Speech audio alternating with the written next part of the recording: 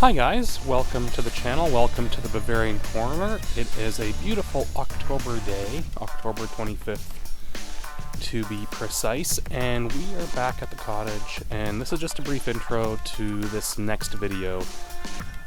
As you already know, I haven't been posting videos for a while, but this one is just about to break. It's from 2 years ago in the winter when I was taking the car apart, so hopefully you enjoy it.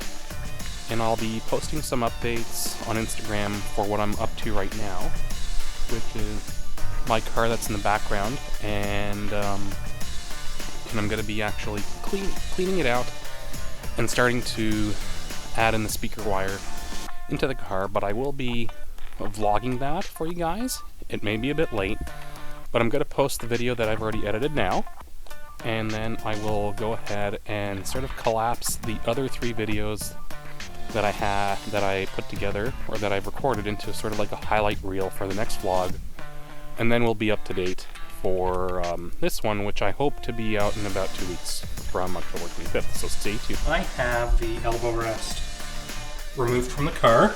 If you remember, it was the 2 bolts back here, and then there's one underneath there.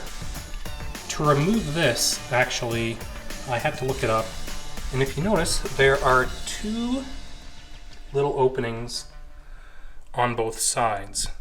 And what I forgot from the last time was that I actually had to take a screwdriver,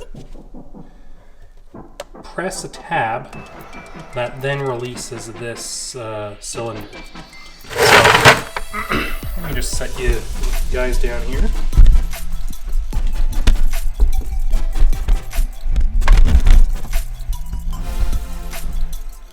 Show you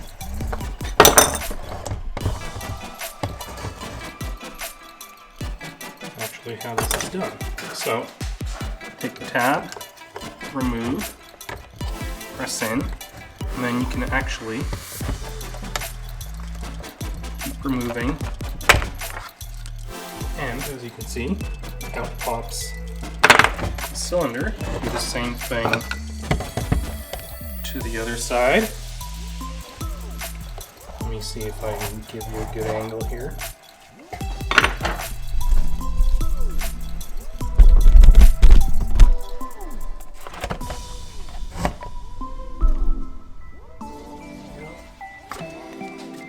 So press in,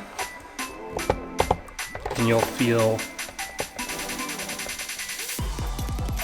a little release catch being depressed. And if I take my other screwdriver, over that went right here, you just end up sliding it out. And then after that's released, there you go. The elbow pad, elbow rest is removed. And as you can see, this I'm actually going to remove, or sorry, I'm going to replace. So, what's on the agenda for today? Well, if you remember from the last time, we ended up removing car seats, the back seat, the elbow rest, and next I am actually going to remove the manual controls, and I have an idea of how to remove the actual radio harness as well. So let's get started and let's see what we get done today. To remove this, you actually have to take off these 4 knobs. So you just pull,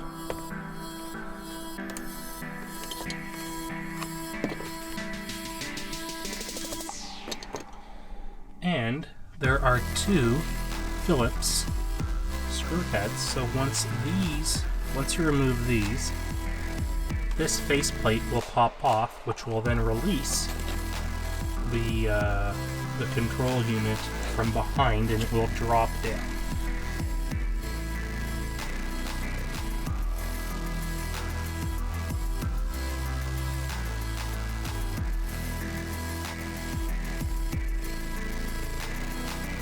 I could not find the radio removal tool for the for this deck, because I had no idea what deck was in here because I didn't have the head unit. So what I ended up doing, if you recall, this was the little blank insert that was on here.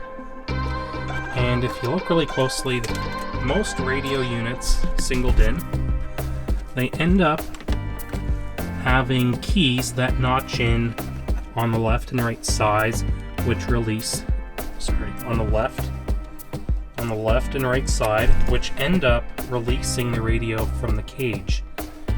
I didn't have that, so I ended up taking a screwdriver, a little slim screwdriver, and pushing it in each side, and then taking the pliers, I sort of removed this little blank front plate off, and I just took the pliers, and now I can get the radio out.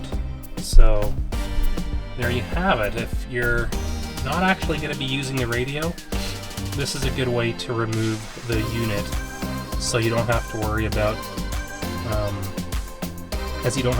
damaging it.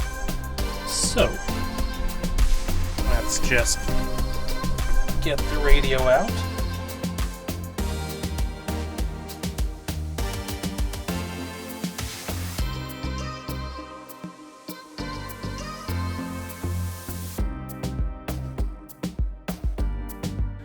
And as you can see, the radio is out. Inside the cage, there are usually these metal tabs that secure it to the side, which are top and bottom corner. So actually, you can see it here. There are these little metal tabs that hold the radio in place. So once I pry those straight, this cage should be easily released.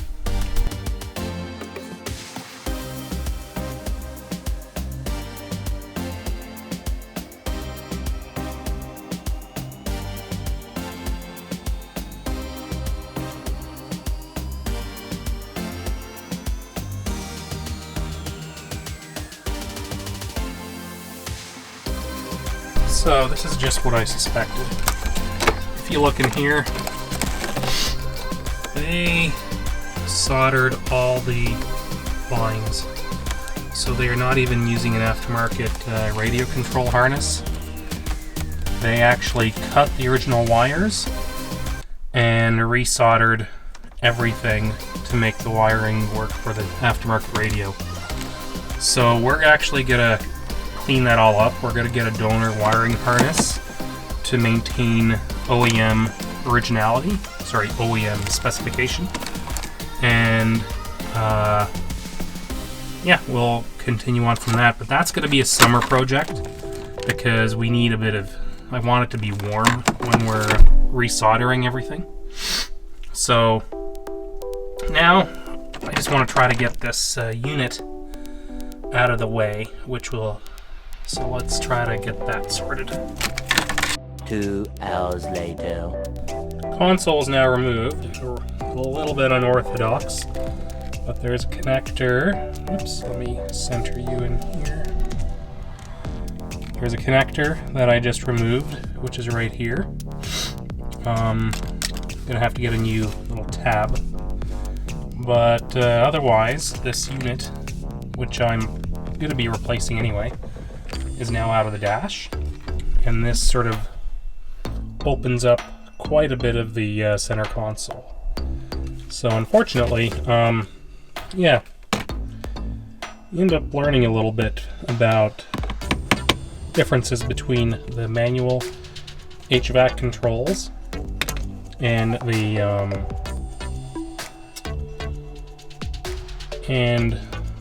digital ones. The digital ones actually have connectors right in the back, which make it very easy to replace. So yeah, there's that. Let's just clean this up a little bit now. since I have a whole bunch of parts in the car, and continue on with the rest of this removal. So the next part that I'm going to tackle is actually getting the glove box off. So, in the glove box, especially important because there's an airbag in here, is there are a few screws that have to be removed. 2 in here.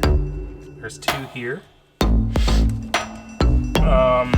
There's a couple down below as well. And what's important is that there is also a screw, a little hex bolt that you have to remove from below here, which will then release this entire glove box forward.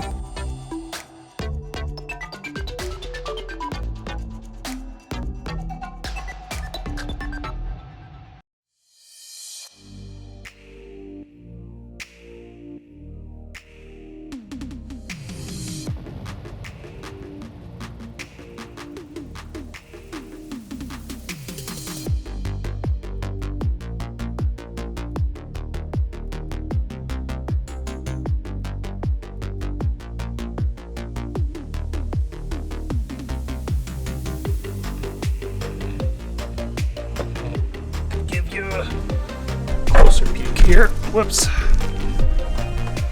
So if you look underneath here, that's the hex bolt that you have to remove. Typically,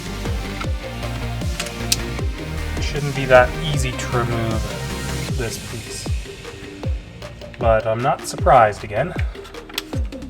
Put that to the side.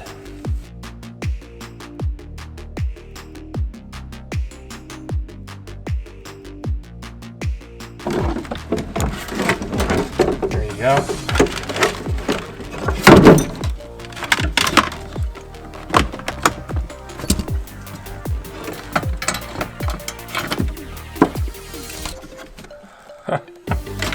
There you have it. That's one way to remove the glove box. And the only wiring that's left is actually the flashlight.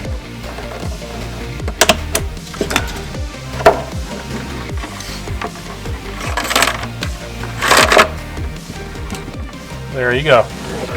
Glove box removed.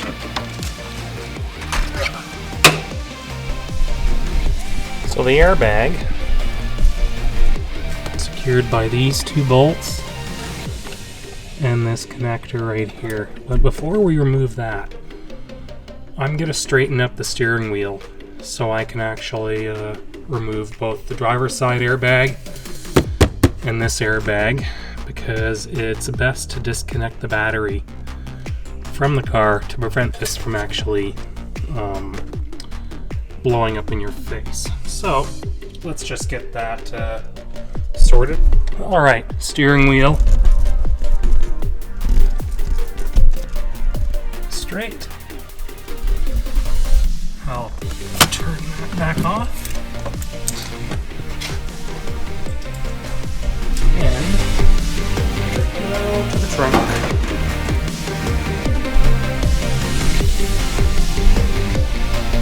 And disconnect the battery. Disconnect the battery tender for now.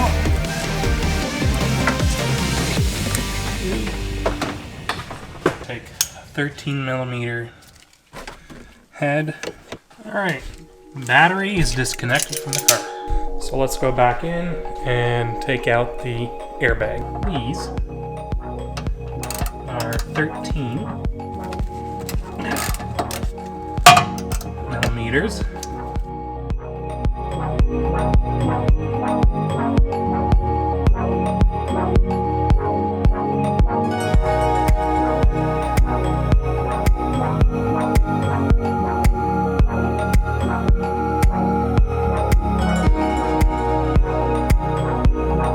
Next step is to actually remove the steering wheel. So let's take you over to the driver's side.